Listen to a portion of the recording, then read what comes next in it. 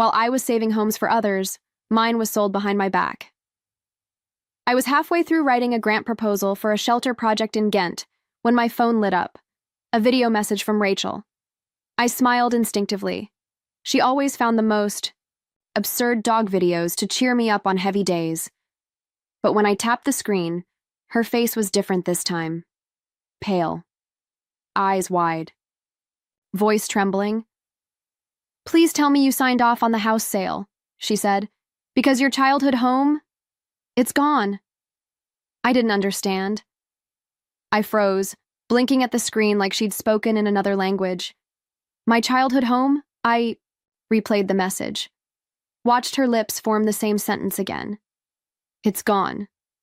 The words thudded in my chest. I stood up so quickly my chair tipped behind me. I opened my laptop, hands already shaking, and typed the address I knew better than my own reflection. 24 Lancaster Drive, my grandmother's house, my house, Clara's house. The screen loaded with a single word: sold, 6 weeks ago. My heart stopped. No one had called. No email, no letter. I scrolled down and found the digital documents: sale agreement, closing signature, power of attorney. The signature on the bottom, my name. Except, it wasn't my signature. The M curved too neatly. The loops were wrong. Too smooth, too. Manufactured. I'd signed enough legal papers to know how my own pen moved. My throat went dry. I called Rachel. "Where did you see this?" She sounded breathless. I was browsing Zillow, just randomly looking through old neighborhoods. Then boom, Clara's house, listed, and by the time I clicked it again, it was already sold. To who? I asked, though I could barely hear myself speak. Some company, developers. They're filing permits to knock it down for townhomes. I didn't say anything. "Elena," she whispered, "you didn't know?" I shook my head even though she couldn't see me. My legs gave out and I sat on the edge of my bed, heart pounding so loudly it drowned out everything else. Clara's voice echoed in my mind, gentle, steady, the way it always was when the world felt unsafe. "This house is yours, mi niña. I signed everything before you left. They may not understand, but one day they'll see." After she passed, I couldn't bear to live there. The grief was too thick. So I left for Belgium. But I never gave up the house. Never signed anything. I let my parents stay because they were aging, and I thought I was doing the right thing. I didn't think they'd give it away. Or that Daniel, my own brother, would sell it behind my back. That night, I packed my suitcase in silence. I booked the first flight home. I didn't call my parents. I didn't message Daniel. I just stared at the ticket, fists clenched around it like a promise. My house was gone. But so was their illusion that I wouldn't come back. They thought I'd moved on. They had no idea I'd come back stronger. And I wasn't just coming for the house. I was coming for the truth. The flight home felt longer than any I'd taken before. I couldn't sleep, couldn't read. Every bump of turbulence rattled not just my body, but my certainty. I stared out the window, the clouds thick like grief I thought I'd buried 5 years ago. When I landed, I didn't go home. I went to Clara. The cemetery was quiet, too quiet for a place holding so much pain.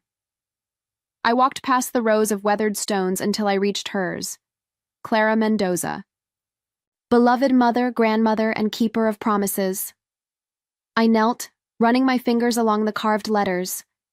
The stone was colder than I remembered. A single dandelion had grown at the base, fragile and alone. "I didn't forget," I whispered. "You gave me everything, the house, the memories, the strength." My throat tightened.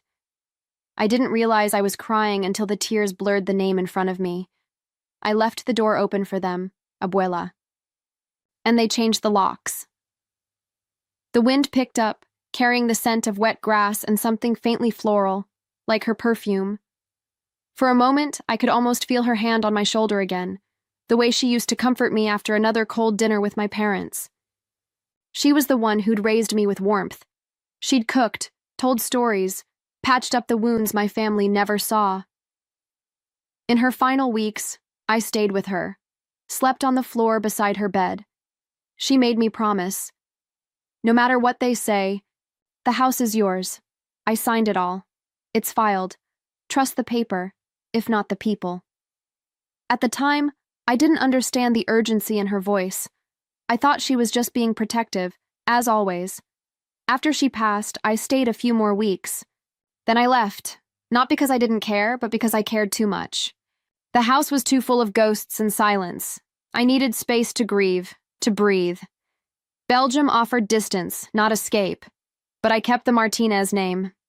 I never turned my back on my family. I just hoped one day they might turn toward me. I'd never planned to abandon the house. That's why I never sold it, never revoked the title. I kept paying the property tax from abroad, quietly, respectfully. I let my parents stay because it felt human. Right. But now they'd erased me without a word.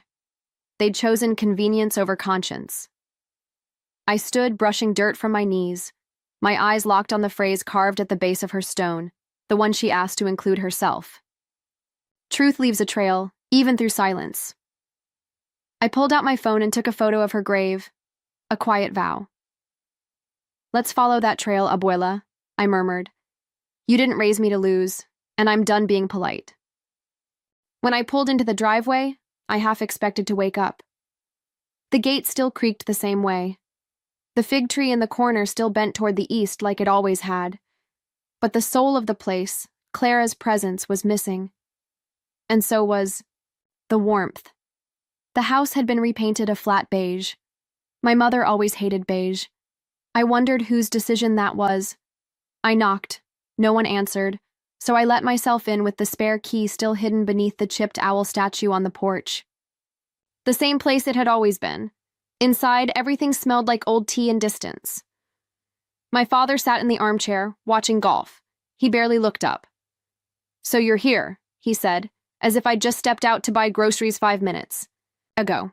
I waited for more, but it never came. I saw the records, I said. The house was sold, without me. He turned the volume down by a notch, not enough to be polite. You live in Europe. What did you expect? I expected a call, I snapped. A text, a signature request, anything. He shrugged. Daniel handled it. We trusted him.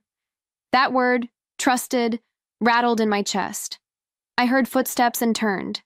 Daniel stood in the hallway, arms crossed, not even pretending to look surprised.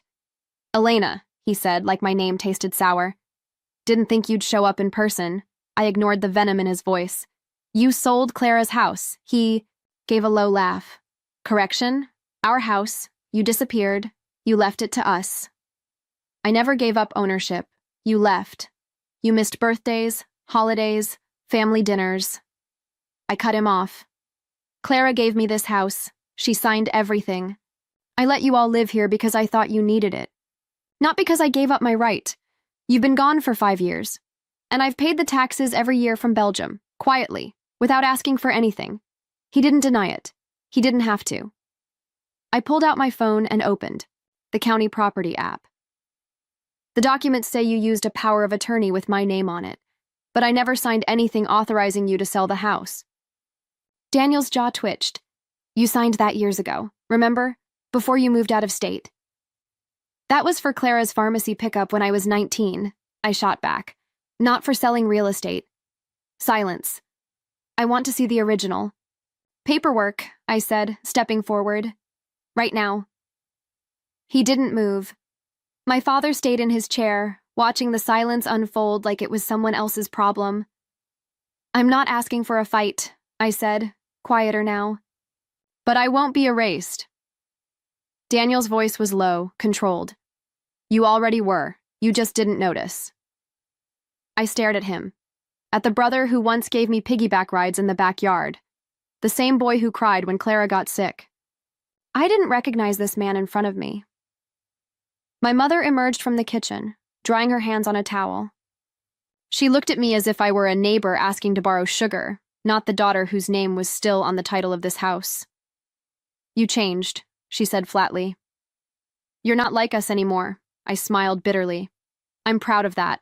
I left the house not out of weakness, but because I thought they'd honor her memory. Instead, they sold it like a leftover heirloom no one wanted. I walked out without another word, my fists clenched. The lie was bigger than I thought, but I was just getting started. I sat in the hotel room, still trembling from the encounter at the house.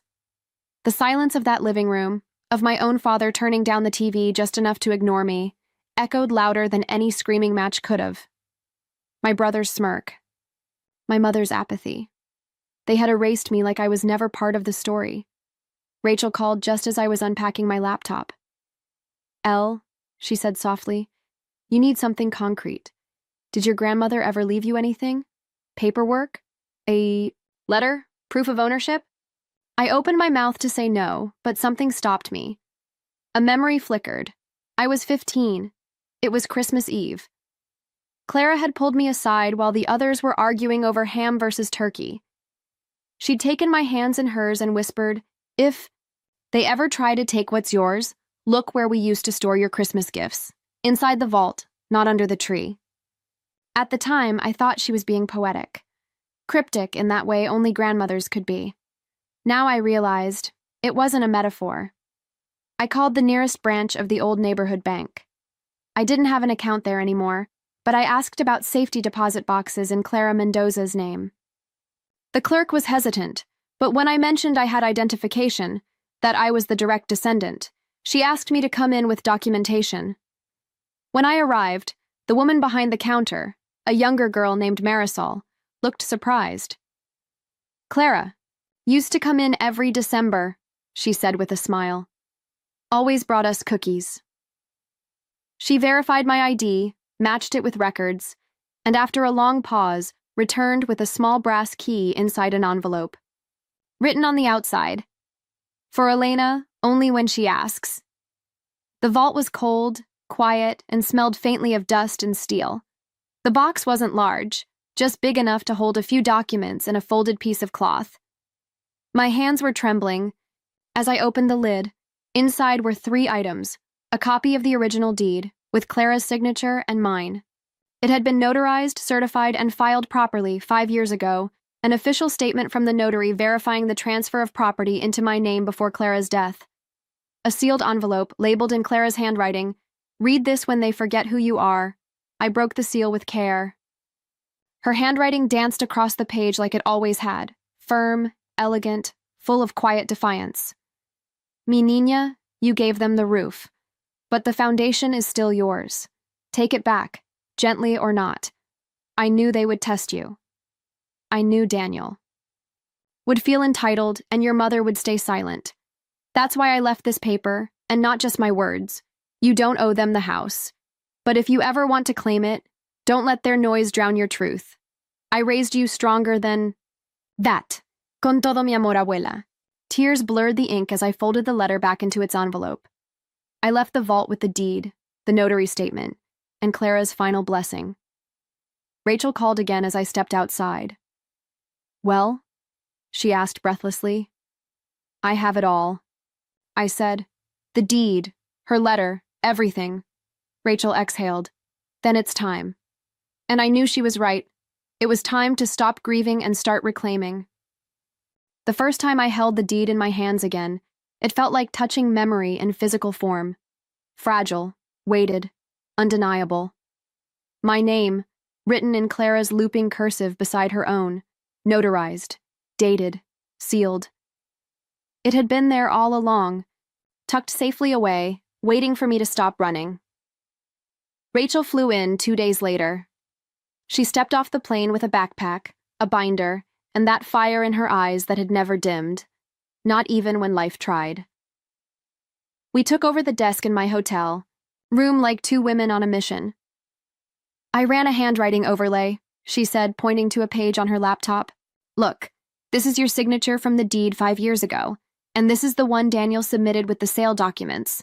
The loops on the M and Z, completely different. She didn't have to convince me, but it felt good to see. Proof on screen, not just in my gut. With her help, I retained a lawyer, Ms. Gaines, a sharp, methodical woman who specialized in real estate fraud.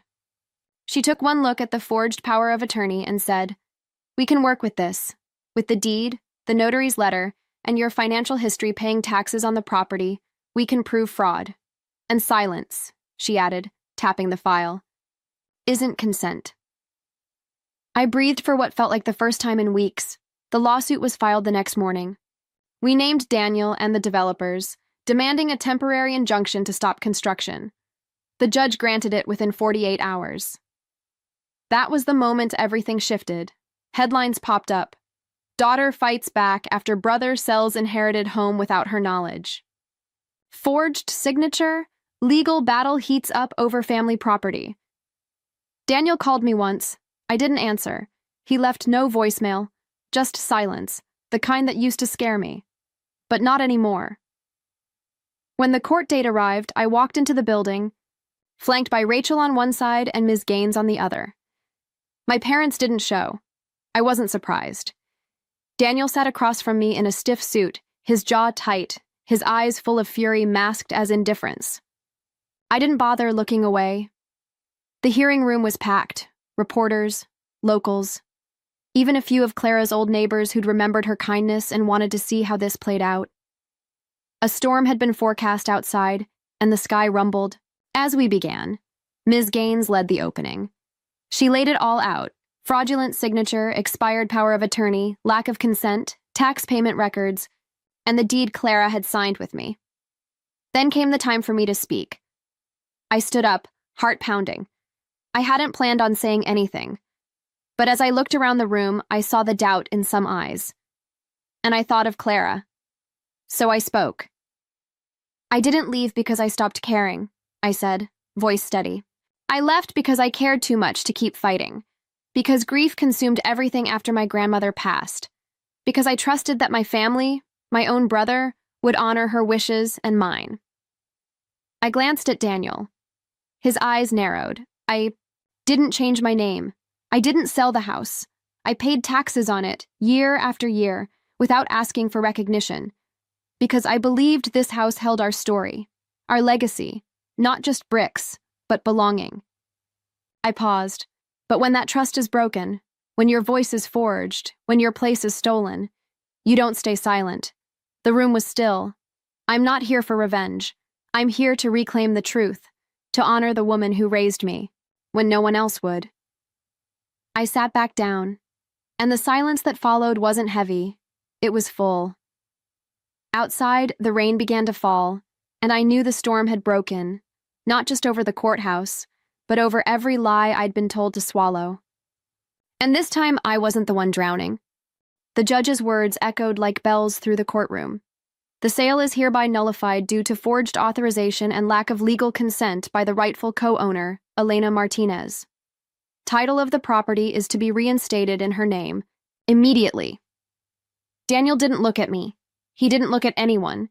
He just sat there, stone-faced, jaw clenched so tightly I thought his teeth might crack. He'd gambled everything: his reputation, his charm, his entitlement, and lost it all in a courtroom full of strangers. My parents weren't present. Not during the ruling, not before, not after. They never called, never texted. They disappeared, the same way they had emotionally years ago, quietly, deliberately. Like cowards hiding behind wallpaper. When we walked out into the light rain, Rachel was already smiling. "That was incredible," she said, slipping her arm through mine. "How does it feel?" I paused, taking in the soft drizzle, the smell of concrete after rain, the old courthouse steps beneath my shoes. I'd imagined this moment so many times, storming back, demanding justice, taking the house with a triumphant grin. But I didn't feel triumphant. I felt released. 2 days. Later, I stood on the now vacant land that used to be Clara's home. The demolition plans had never gone through, thank God. The jasmine vines were still clinging to the broken fence like they were trying to hold the house in place. Ghosts of memories danced in the empty yard. My grandmother's voice, the creak of the porch swing, laughter under the fig tree. I could have restored it. Could have renovated and moved back in, forced my parents out, made them see what they'd thrown away. But that wasn't the legacy Clara would have wanted. So I made a different choice. I called a nonprofit I'd worked with before, an organization that provided safe housing for elderly women with no family to rely on. Women like Clara would have been had she not had me. I offered them the land, the structure, the blessing, on one condition: the home would bear her name, Clara's house. Rachel helped me draft the paperwork. My lawyer smiled when she read it. "You're giving it away?" she asked. "No," I said. "I'm giving it forward." The news spread quickly. Some were confused. Others were inspired. But no one could deny the symbolism. The girl they tried to erase had carved her name into something permanent. Daniel tried to call me. I didn't answer. When I visited the site again for the dedication ceremony, a small crowd had gathered.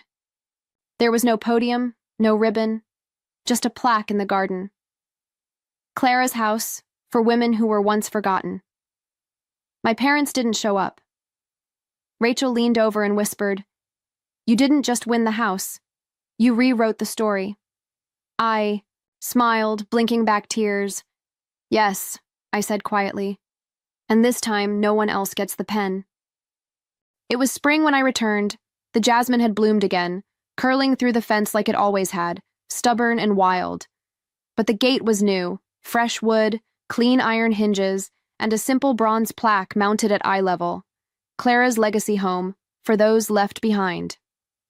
I ran my fingers across the letters, not for ownership, for remembrance. Inside, everything had changed, but the spirit remained.